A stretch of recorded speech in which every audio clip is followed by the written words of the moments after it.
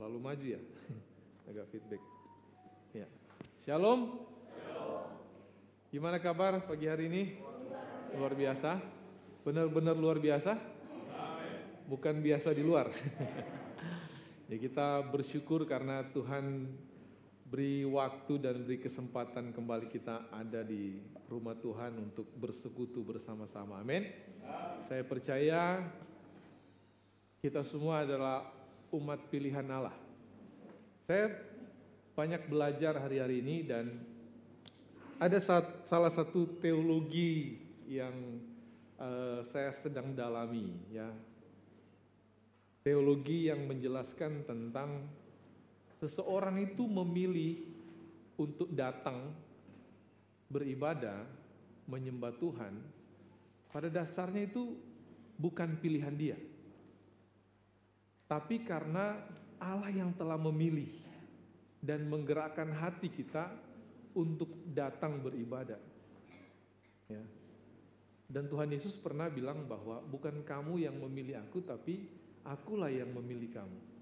Jadi ada hal yang spesial yang saya bayangkan dan saya renungkan ketika kita memilih, menempatkan diri sebagai seorang yang percaya kepada Tuhan. Yang spesialnya adalah berarti memang kita ini dipilih oleh Allah. Amin. Ini bukan soal pilihan mata. Baik, kayaknya lebih keren yang ini. Saya lebih senang jadi orang Kristen. Milih lagi jadi orang Kristen yang Pantekosta. Kenapa? Ibadahnya penuh sukacita. Ada lengkap full musiknya. Ada kegirangan. Ya. Dan saya merasa lebih nyaman untuk itu bukan soal itu. Tapi ini soal bagaimana hati kita itu didorong dan digerakkan oleh Tuhan untuk memilih pilihan yang Tuhan pilih buat kita. Dan kalau teologi ini adalah kebenaran, maka mengucap syukurlah. Dibalik. Begini. Gereja kami masih pakai manual, jadi oh ya, mantap. Tuh kan lewat. Jadi yang spesialnya adalah kalau kita menerima Kristus sebagai Tuhan dan Juru Selamat, itu istimewanya bahwa Tuhanlah yang telah memilih kehidupan kita. Dan Paulus memang mengatakan gak ada orang yang mampu memilih Tuhan kalau bukan Tuhan yang memilih lebih dulu. Amin. Nah, saya berterima kasih dulu kepada Bapak Gembala, staf pelayan, Ibu Gembala yang memberikan kepercayaan buat saya kembali hadir untuk mengajak kita membaca dan merenungkan firman Tuhan. Ya. Dan kiranya saya datang untuk dapat membawa berkat buat kita semua. Jadi persiapkan hati dan saya rindu saya jadi berkat. Itu sebabnya sejak saya dihubungi untuk sharing firman Tuhan hari ini, saya terus berdoa. Saya tanya temanya apa? Menjadi duta kerajaan Allah. Saya lupa nanya, tema ini sudah pernah dibawakan atau belum? Kira-kira tema ini sudah pernah disampaikan atau belum? Baik itu Bapak Gembala atau hamba-hamba Tuhan yang lain. Sudah pernah? Belum? Nah, kalau belum saya agak sedikit senang hati. Ya, karena kalau sudah pernah saya takut sudut pandangnya berbeda. Nanti beda dengan yang disampaikan Bapak Gembala. Ini salah, ini keliru ini. Ya, tapi bersyukur kalau belum pernah. Tapi walaupun belum pernah, menurut saya sebetulnya yang paling sangat menguasai topik ini sebetulnya saya rekomendasikan gak apa-apa nanti minggu depan undang Pendeta Ibral karena dia yang paling menguasai topik ini. Dia sangat mendalami ada satu teologi yang dirancang secara sistematis untuk menjelaskan tentang kerajaan Allah. Ya, istilahnya Kingdom of God. Nah, Pendeta Ibral itu paling menguasai dan satu ketika kita buat seminar di sini dan membahas topik ini yang menjelaskan Pak Pendeta Ibral gitu. Dan dia menjelaskan begitu, wah sangat bagus. Jadi mungkin ada hal bagian poin-poin tertentu yang saya ambil dari narasi-narasinya Pak Pendeta Ibral. Tapi saya percaya kalau ini tersampaikan buat kita semua, ya inilah pesan Tuhan buat kita hari ini. Amin. Nah, saudara, kita ingin melihat satu kebenaran firman Allah yang pagi hari ini diberikan tema menjadi duta kerajaan Allah. Banyak orang Kristen tidak sadar dan tidak mengerti tentang apa itu kekristenan. Ada banyak orang Kristen yang terjebak pada satu pola pikir, oh saya jadi Kristen itu ya tanggung jawabnya datang beribadah. Tanggung jawabnya bangun pagi berdoa dulu sebelum berangkat bekerja. Tanggung jawabnya pulang dari kantor makan sebelum tidur harus berdoa dulu. Oh jadi orang Kristen itu ya ikut komsel. Jadi orang Kristen itu ya jadi pemimpin pujian, jadi pemain musik, jadi pelayan. Oh jadi orang Kristen itu ada banyak hal yang kita bayangkan kekristenan itu adalah aktivitas-aktivitas yang sering kali kita lihat sebagai oh ini orang Kristen. Nenteng Alkitab datang ke gereja dan kita langsung bilang oh ini orang Kristen. Ya.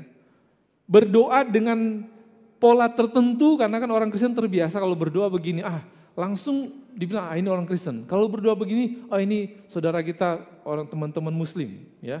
Kalau gini, saudara-saudara kita dari agama Buddha. Kita langsung mengidentifikasi identitas orang hanya dari perilakunya dia. Ya, dan kadangkala kita berpikir hal yang sama dan kita coba menyematkan pada diri kita, oh saya ini orang Kristen, jadi karena orang Kristen berdoanya harus begini. Karena orang Kristen hari Minggu datang ke gereja. Karena orang Kristen bangun pagi berdoa sebelum berangkat bekerja. Nggak ada yang salah. Ya, tidak ada yang salah. Tapi kalau pemahaman kita, pengertian kita tentang kekristenan hanya sampai kepada batasan itu, berdoa, beribadah, ikut komsel, menunjukkan pola-pola doa dalam kekristenan, maka kita belum sampai pada pengertian dan paham yang benar tentang siapa kita sebagai seorang Kristen. Karena ada satu hal yang penting dan inti dari kekristenan yang harus dipahami oleh orang-orang Kristen itu sendiri apa? Ketika Yesus seketika mau terangkat ke surga, dia memproklamirkan kepada murid-muridnya. Apa yang dia proklamirkan? Pergilah ke seluruh dunia, jadikan semua bangsa muridku. Jadi kekristenan itu bukan perkara pola agama yang menjalankan ritual. Bahkan saya ingin katakan, ini mohon maaf ya, dalam tanda kutip, ibadah-ibadah kita, ritual-ritual kekristenan kita nggak akan ada artinya kalau kita tidak memaknai amanat agung Tuhan. Semua aktivitas kekristenan kita nggak akan ada artinya di hadapan Tuhan kalau kita tidak memaknai ketika Yesus mengatakan pergilah ke seluruh dunia, jadikan semua bangsa muridku dan baptislah mereka dalam nama Bapa, Anak dan Roh Kudus. Itu inti dari kekristenan. Kenapa? Yesus datang ke dalam dunia dengan misi yang sama. Ada di saya. Ini apa nih? Pencet yang mana nih? Udah hidup.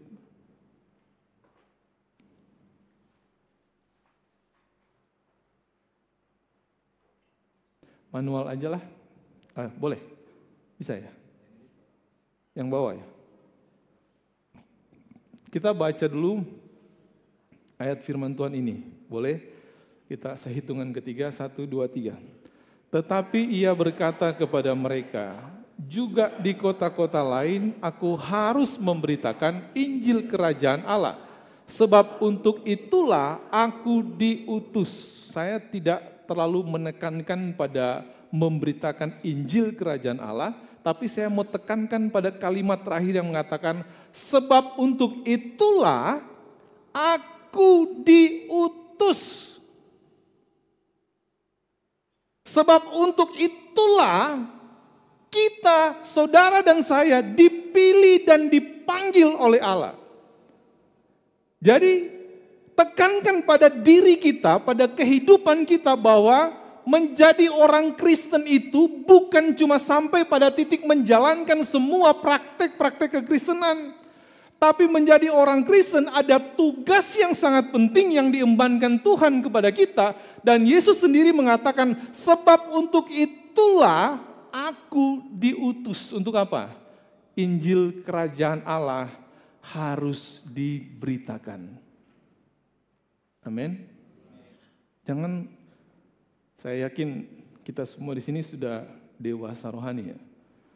Orang Kristen yang dewasa rohani itu ya enggak terjebak pada satu keadaan, oh mau ke gereja, kenapa? Ada pendeta yang lucu mau khotbah hari ini. Ya. Mau ke gereja kenapa? Di gereja tuh hati saya tenang. Kalau seolah-olah kalau dalam penyembahan itu saya seperti terangkat sampai ke surga. Nanti terangkat sampai ke surga lupa turun.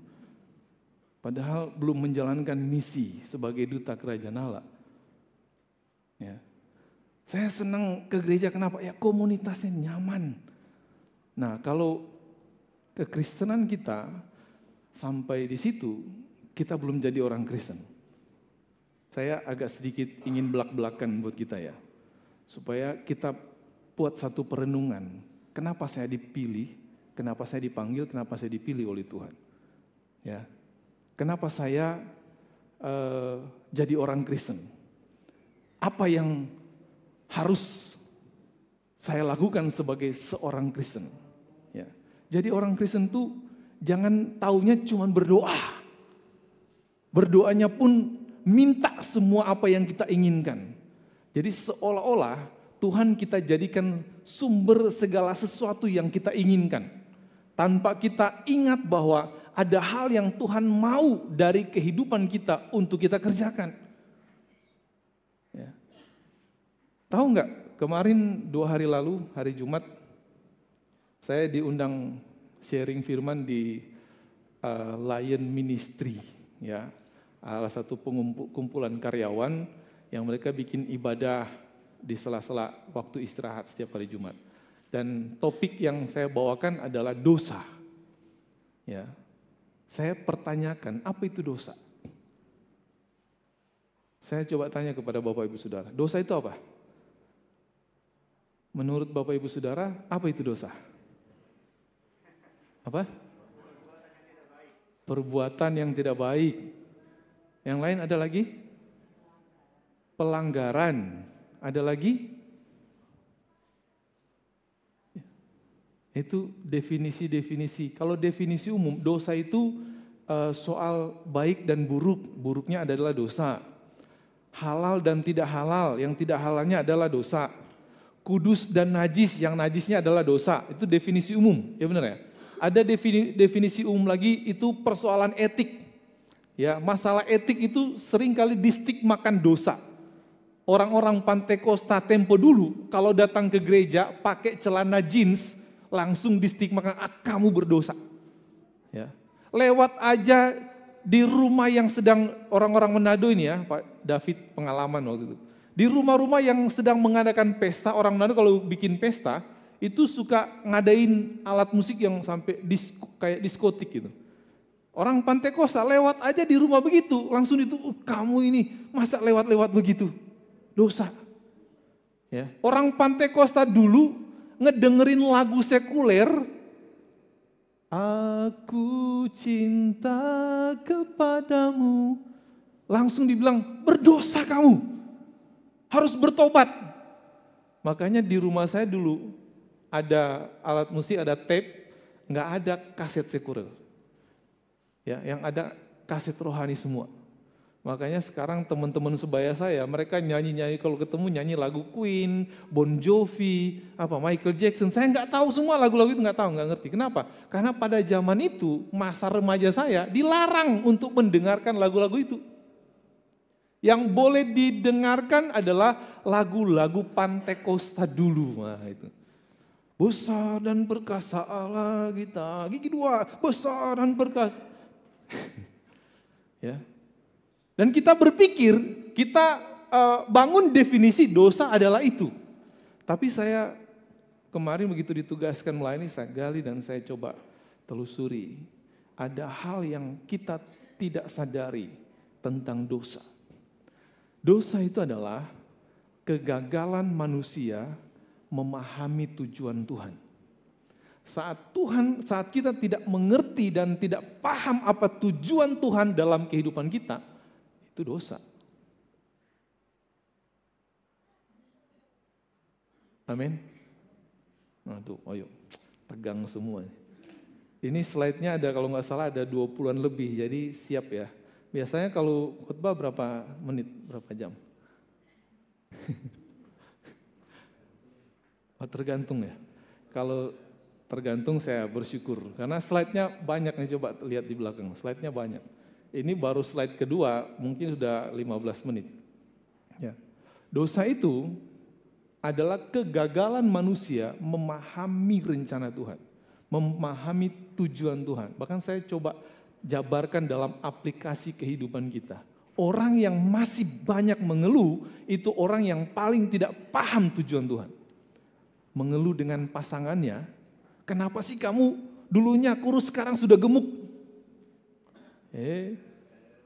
Ayo pertanyakan kepada hati kita paham gak kenapa dia jadi gemuk?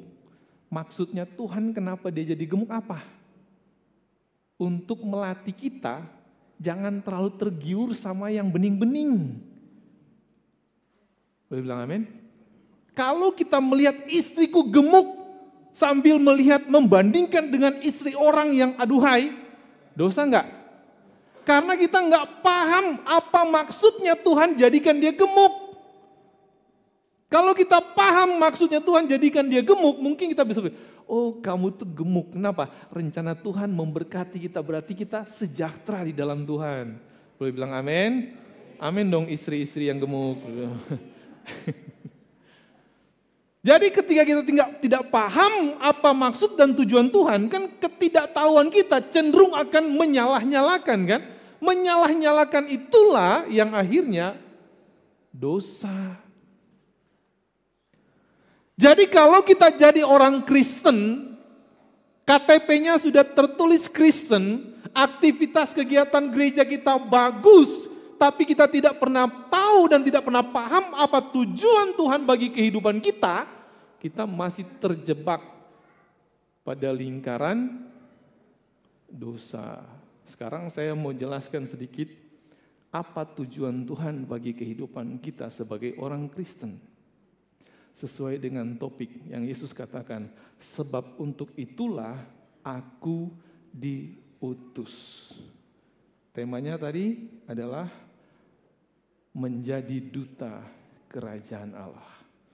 Jadi ada satu hal yang harus disadari oleh gereja Tuhan, oleh orang-orang Tuhan, orang-orang Kristen. Saudara dan saya adalah duta kerajaan Allah. Boleh bilang amin? Yang keras dong aminnya. Amin. Kita diutus untuk sebuah maksud Tuhan yang istimewa. Apa itu? Menjadi berkat bagi banyak orang. Kita diutus untuk menjalankan tujuan Tuhan. Kita diutus, dipanggil untuk mengerjakan maksud dan tujuan Tuhan. Dan saudara dan saya dipanggil, diutus sebagai duta kerajaan Allah untuk berdampak sesuai dengan maksud dan tujuan Tuhan. Jadi dari sini kita buat perenungan, jangan jadi orang Kristen gampangan. Jangan jadi orang Kristen yang terlalu gampang mengeluh. Jangan jadi orang Kristen yang orientasinya hanya terus meminta kepada Tuhan, tapi lupa dengan tugas yang Tuhan percayakan kepada kita. Apa itu kerajaan Allah? Ini sedikit definisi-definisi aja ya. Apa itu kerajaan Allah? Kerajaan Allah adalah berbicara tentang pemerintahan ilahi di mana Allah adalah rajanya. Ini saya kutip dari Pak Pendeta Ibral. Kerajaan Allah bicara tentang atmosfer atau suasana yang ilahi. Ya, tidak ada ratap tangis dan kerta gigi. Karena di mana Allah hadir, di situ pasti ada kemenangan. Di mana Allah hadir, di situ pasti ada sukacita. Di mana Allah hadir, di situ pasti ada kegembiraan. Jadi kerajaan Allah itu bicara tentang atmosfer yang tidak ada ratap tangis dan kerta gigi. Kerajaan Allah itu bicara tentang keabadian. Kehidupan selama-lamanya dalam atmosfer ilahi. Jadi 3 definisi ini kalau saya simpulkan buat kita semua bahwa kerajaan Allah itu berbicara tentang satu keadaan di mana Allah pemerintah utama dalam kehidupan kita mengendalikan seutuhnya kehidupan kita pada satu suasana yang tidak ada ratap tangis dan kerta gigi dan abadi. Kekal sampai selama-lamanya. Dan keabadian itu jangan sudah kadang-kadang kita pikir ya, keabadian itu nanti membayangkan pasca kita hidup dari dunia fana ini. Ya, baru kita bayangkan keabadian.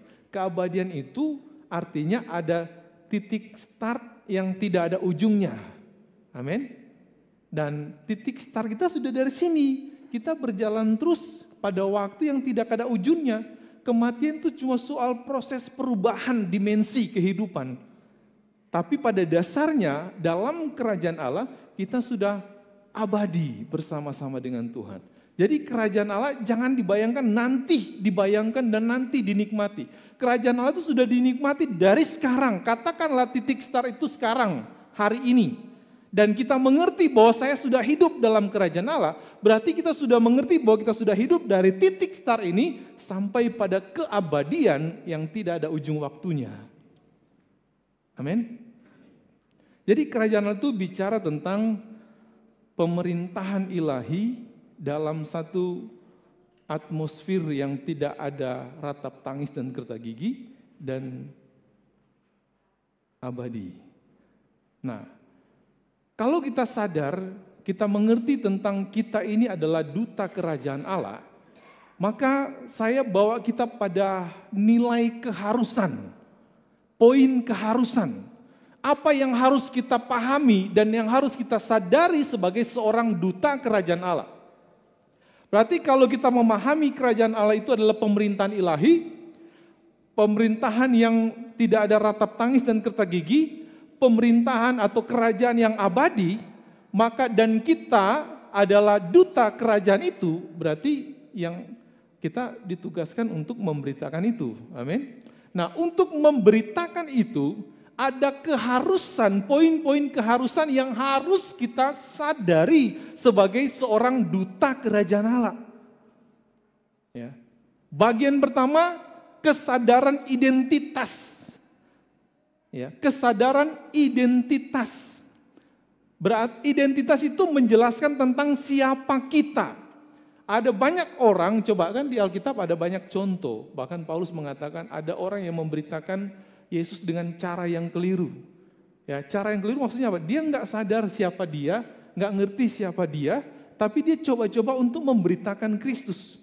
Dia nggak sadar siapa dia, tapi mencoba untuk memberitakan tentang kerajaan Allah. Dalam sejarah ada tokoh-tokoh yang akhirnya dianatema oleh gereja. Ada salah satu tokoh namanya Cerinthus. Cerinthus ini bukan seorang Kristen, bukan seorang Kristen, tapi dia mencoba untuk menjelaskan tentang kekristenan. Akhirnya salah. Salahnya di mana? Dia mengatakan Yesus bukan manusia. Yesus hanya nampak, hanya kelihatan saja seperti manusia, tapi tidak benar-benar menjadi manusia. Dan Yohanes, Injil Yohanes lewat surat Yohanes memberikan teguran yang sangat keras dan mengatakan justru Cerinthus sama dengan antikris. Karena orang yang tidak mau mengakui Yesus datang sebagai manusia, dia adalah antikris, katanya begitu. Nah, kenapa? Karena orang yang tidak memiliki identitas dan tidak sadar siapa dia, berusaha untuk menjelaskan sesuatu yang dia nggak ada di situ gitu. Jadi kesadaran identitas bagi seorang duta kerajaan Allah itu penting, memahami dulu siapa kita.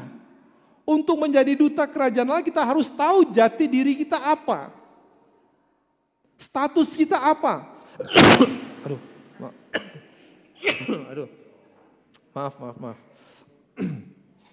Ya. Kesadaran identitas itu penting bagi seorang duta kerajaan Allah. Kalau ada orang dari luar tiba-tiba datang ke Indonesia dan mengaku saya ini duta besar Amerika. Begitu dimintakan, boleh identitas kamu, paspor, visa, apa segala macam, tapi dia nggak mampu tunjukkan. Kira-kira diterima nggak di istana? Ya nggak diterima. Kenapa? Karena nggak punya identitas, dia nggak punya kesadaran identitas. Nah kita, orang yang dipanggil oleh Allah untuk menjadi duta kerajaan Allah, ada poin keharusan yang harus kita bangun dalam kehidupan kita. Yang pertama, kesadaran identitas, siapa kita sebenarnya. Ya. Nah, Filipi pasal 3 ayat yang ke-20, Paulus mengatakan kewarganegaraan kita adalah di dalam surga.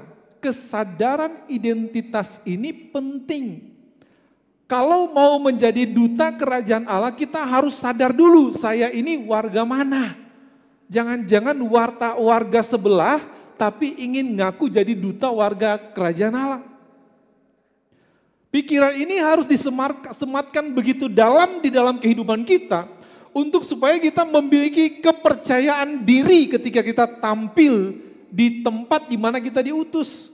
Saat kita datang ke tempat di mana kita diutus dan memproklamirkan, menceritakan tentang kerajaan Allah, kita tahu persis bagaimana itu kerajaan Allah sehingga kita mampu untuk menjelaskan dengan baik.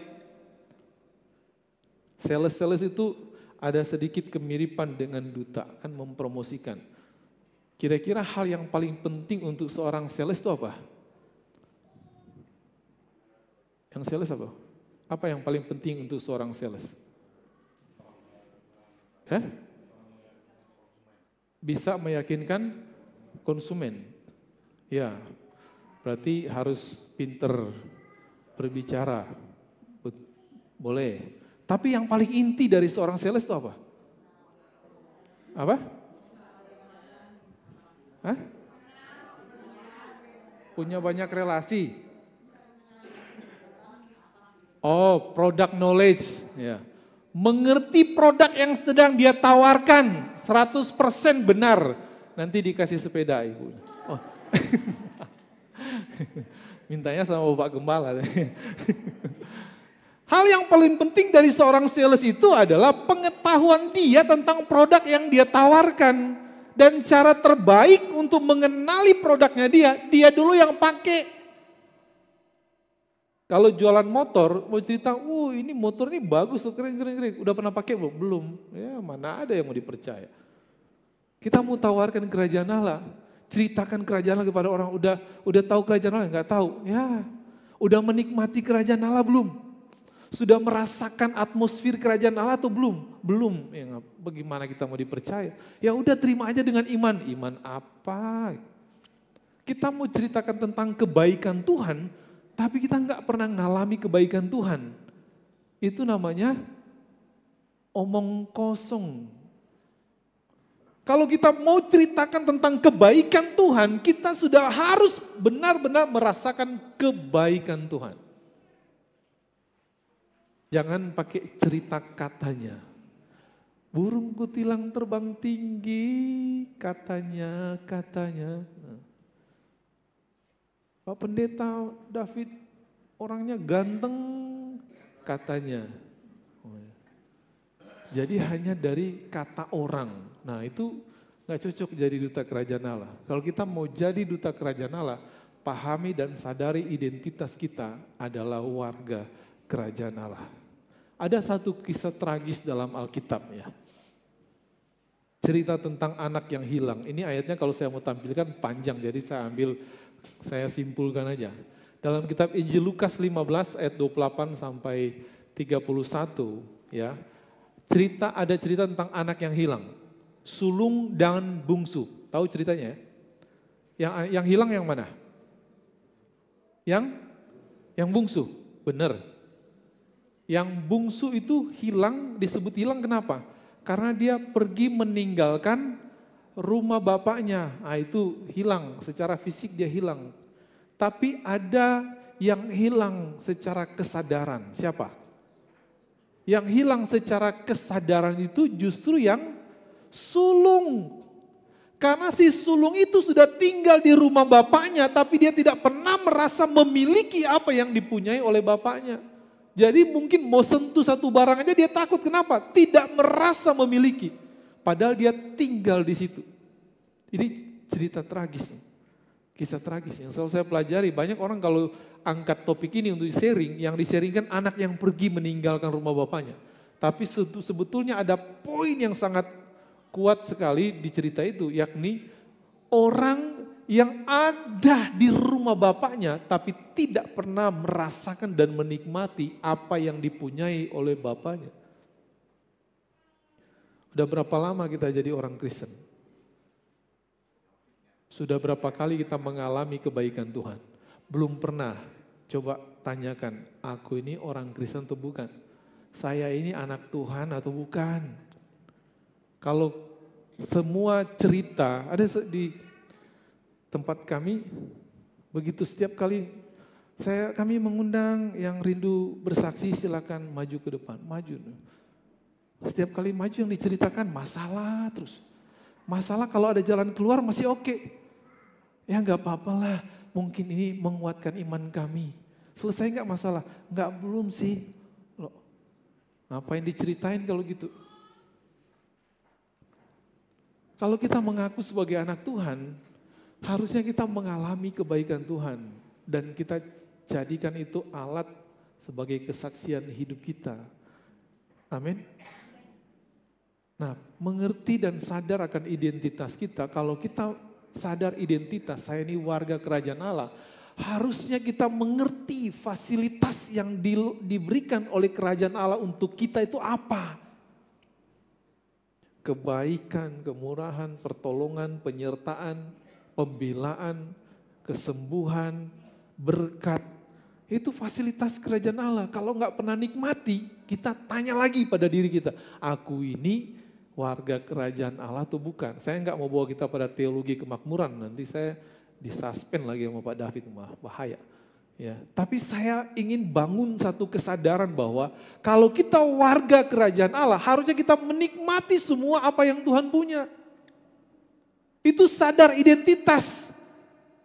Kecuali kita anak tetangga, mau coba-coba jadi anak ini, ya, anak gampangan ini. Ya. Jadi paham dan sadari siapa kita. Jangan sampai jadi seperti anak sulung di rumah bapaknya tapi tidak mengalami dan tidak merasakan apa yang bapaknya miliki. Itu hal yang sangat tragis. Ketidaksadaran akan identitasnya. Dia nggak sadar kalau dia itu anak. Dia mungkin sadar, dia ngerti atau dia tahu dia anak pungut kali. Jadi dia nggak berani ngotak-ngatik apa yang dimiliki oleh bapaknya. Sampai bapaknya bilang, anakku, setiap hari kamu bersama-sama dengan aku. Segala sesuatu yang bapak punya juga adalah milikmu. Kapan saja kamu mau pakai, kamu ambil, silakan. Itu bapaknya bilang, coba baca ceritanya.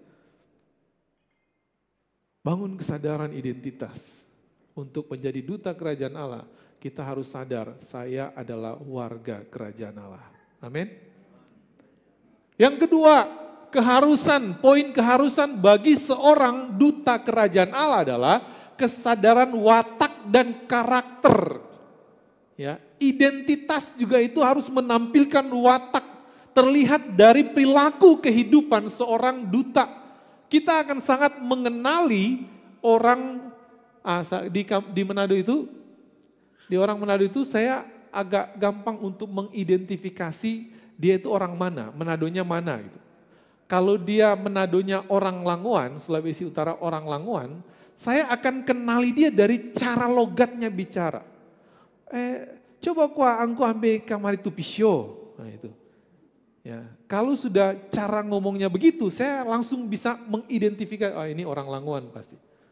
Ya. Tapi kalau dia datang-datang ucuk-ucuk, biasanya ada satu daerah di Manado itu, ucuk-ucuk belum ngomong apa, makian keluar duluan. cetan, gue dari sono, udah makan lu belum? Maki dulu baru dia ngomong, belum. Jadi diawali dengan makian. Nah di salah satu daerah di Manado tuh ada itu. Pak David tahu, Minahasa Selatan gitu ya.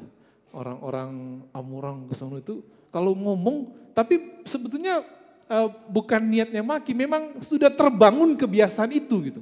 Ciri khas itu nampak. Begitu ditanya dari mana? Maki dulu baru dia ngomong, oh dari sono. Gitu. Nah saya identifikasi, oh ini kamu tuh pasti orang sono ya. Jadi watak dan perilaku ini, kesadaran watak dan perilaku ini akan teridentifikasi dari kehidupan kita.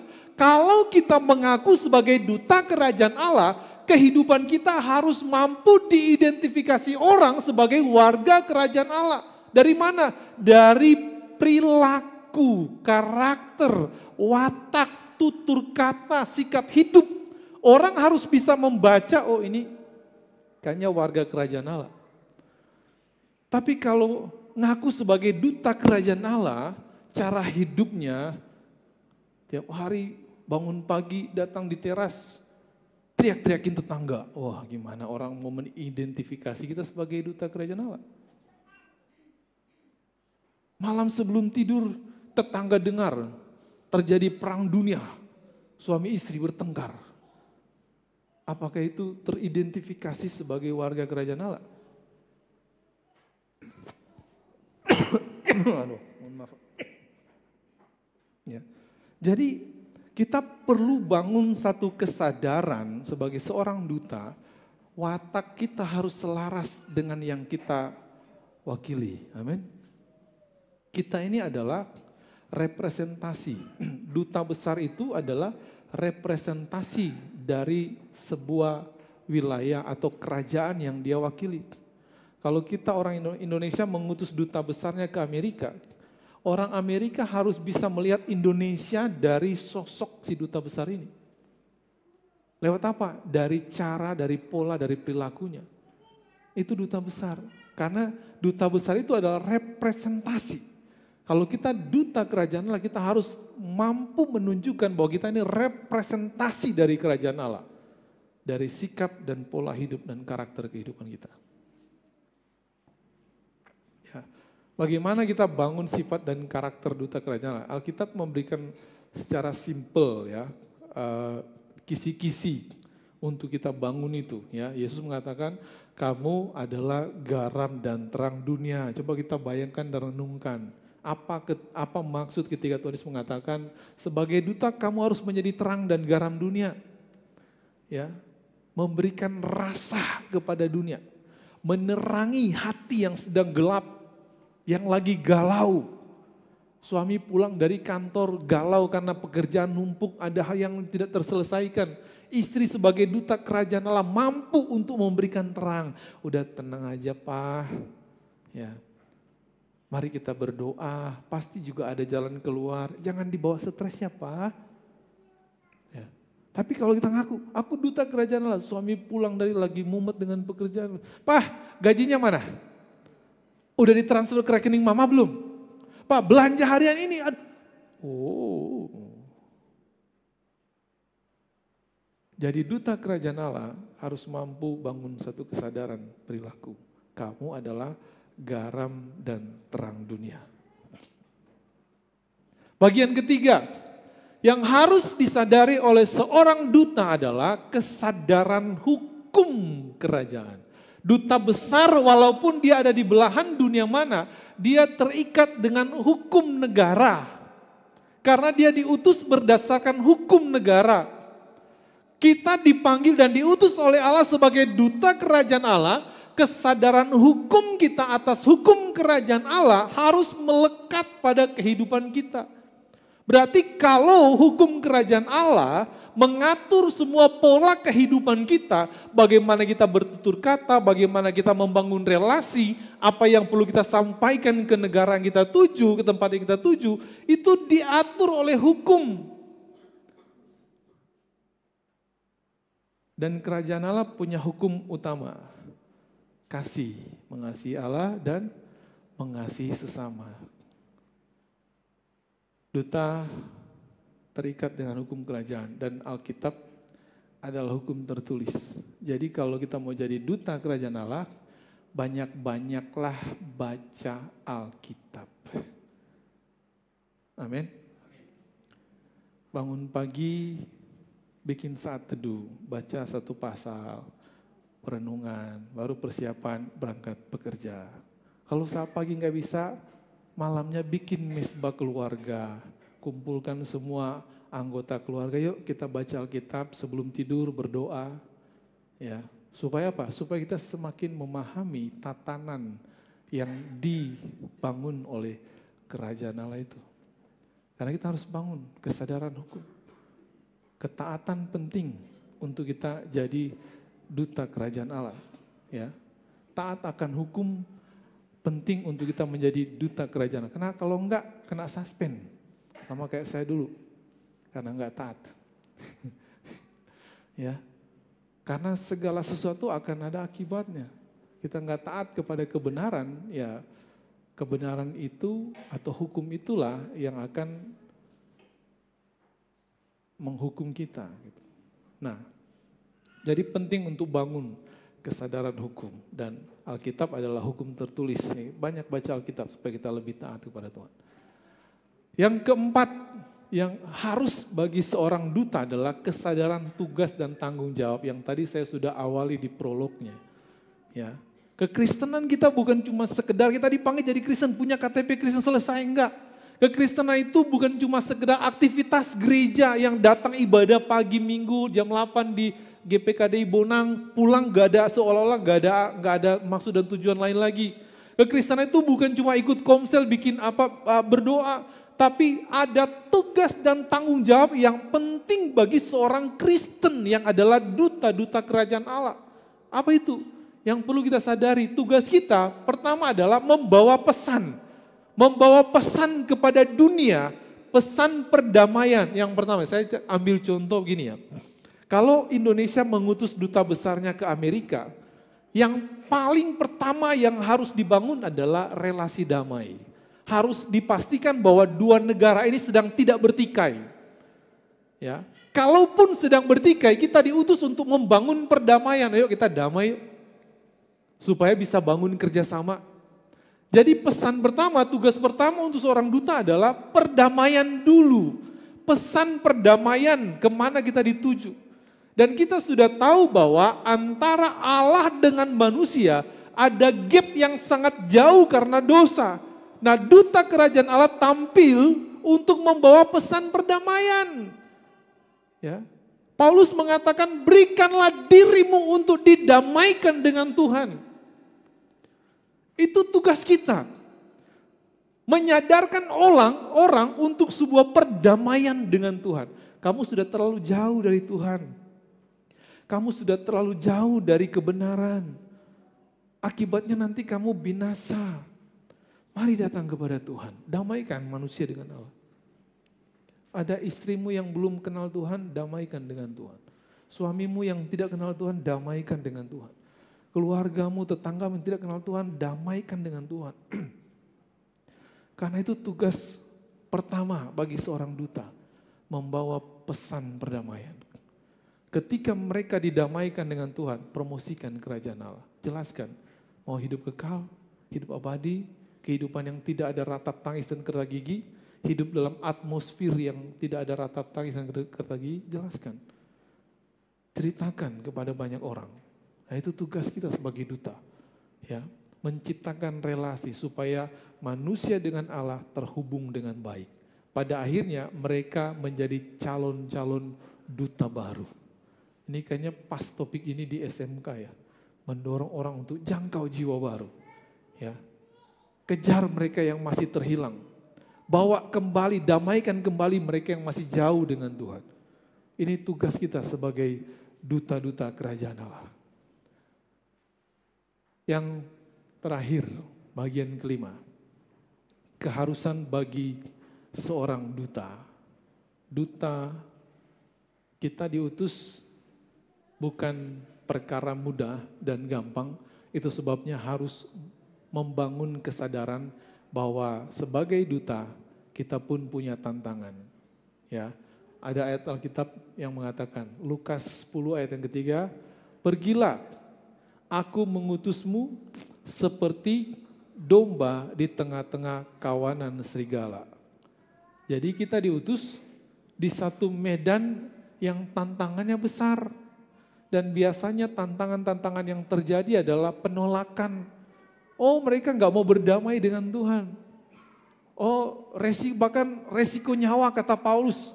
Nyawa kami sebagai taruhan untuk supaya mendamaikan manusia dengan Allah. Kita memberikan resiko nyawa, terancam untuk dibunuh. Ya. Dan yang ketiga ada tantangan namanya godaan. Saya sih soal poin pertama, poin kedua kadang nggak pernah takut.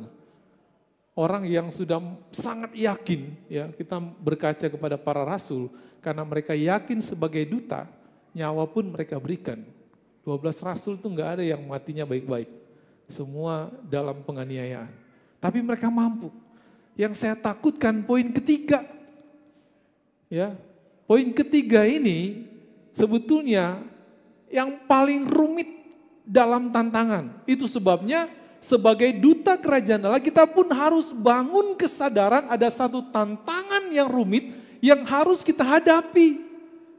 Alih-alih ingin menyelamatkan sahabatnya lawan jenis, sekretaris kantor katakanlah, jadi sebelum pulang kantor nongkrong dulu berdua. Motivasinya tujuannya sih benar, saya ingin bawa dia kenalkan dengan Tuhan. Saya ingin selamatkan dia. Karena nggak sadar tantangan godaan, bukan dia yang menginjili, dia yang terinjili. Ayo, ini banyak pengalaman terjadi. Benar apa benar? Benar nggak? Kalau bapak-bapak suaranya kecil. Ya. Ibu-ibu benar nggak? Karena pelakunya banyaknya ibu-ibu. Ya, bercanda ya. Tapi ini kesadaran. Sebagai duta kerajaan Allah kita menghadapi tantangan penolakan, resiko nyawa. Tapi yang paling berat, godaan. Scroll TikTok aja. Tujuannya sih pingin lihat sharing-sharing firman Tuhan. Begitu scroll, kok ada yang benang satu. Kayaknya, kata Ustadz apa itu, nggak mau dilihat. Barang bagus. Ya. Kalau dilihat hilang amalnya katanya. Nah, itu kan bahaya. Kita perlu untuk bangun kesadaran, ada godaan.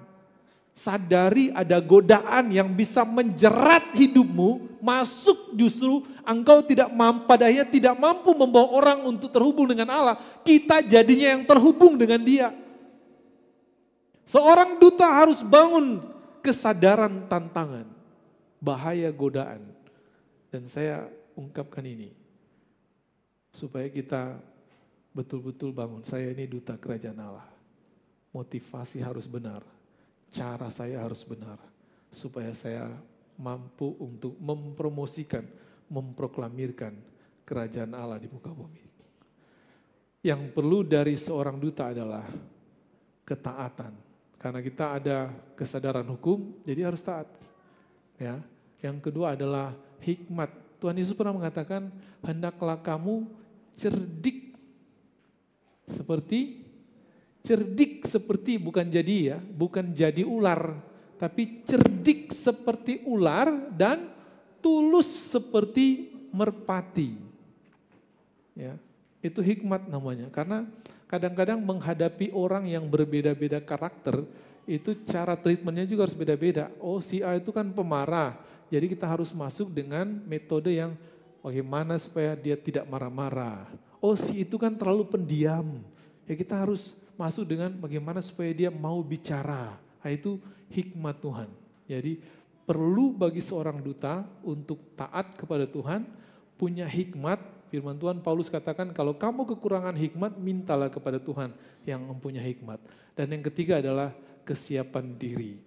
Ya, di sekolah Alkitab sebelum penamatan siswa-siswi sekolah Alkitab itu ditanya, siapa yang mau diutus? Semua akan tangan dan maju ke depan dan siap untuk didoakan untuk diutus. Itu menandakan kesiapan diri untuk menjadi duta kerajaan Allah, menceritakan dan memproklamirkan kerajaan Allah. Satu hal yang pasti, seorang duta itu diberi otoritas. Kalau kita jadi duta kerajaan Allah, kita punya otoritas dengan stempel kerajaan Allah.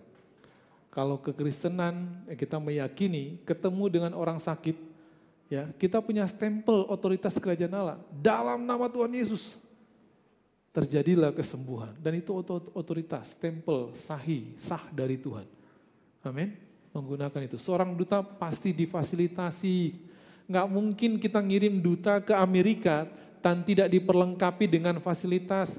Kalau Tuhan utus kita sebagai duta, Tuhan pasti perlengkapi kita dengan fasilitas yang diperlukan untuk misi kedutaan itu. Ya, seorang duta, keberhasilan seorang duta pasti dihargai. Ketika kita berhasil menjadi seorang duta kerajaan Allah, pada akhirnya kembali kepada Tuhan, Tuhan berkata, baik sekali perbuatanmu hai hamba-Ku yang setia. Nikmatilah mahkota kehidupan yang disediakan bagimu. Jadi menjadi duta ada reward dari Allah. Saya rindu pada akhirnya ketika waktunya tiba, saya melihat jemaat-jemaat GPKDI Bonang, ya, Rumah Berkat, ya, GPKDI Jemaat Rumah Berkat. Terlihat nih wajah-wajah duta kerajaan Allah. Amin. Orang-orang yang dipanggil, dipilih dan ditetapkan oleh Allah, diutus oleh Allah untuk menjadi duta kerajaan Allah yang pada akhirnya diberikan penghargaan terbaik dari Allah. Saya tutup dengan satu surat tugas bagi seorang duta. Mari kita baca sama-sama 2 Korintus 5 ayat yang ke-20. 2, 3. Jadi kami ini adalah utusan-utusan Kristus. Seakan-akan Allah menasihati kamu dengan perantaran kami. Dalam nama Kristus kami meminta kepadamu, berilah dirimu didamaikan dengan Allah. Ini surat tugas, tangkap dan bawa sebagai bekal duta kerajaan Allah. Dimanapun Anda berada, pergi beraktivitas, ceritakan dan nyatakan bahwa kita adalah utusan-utusan Kristus. Tuhan Yesus memberkati.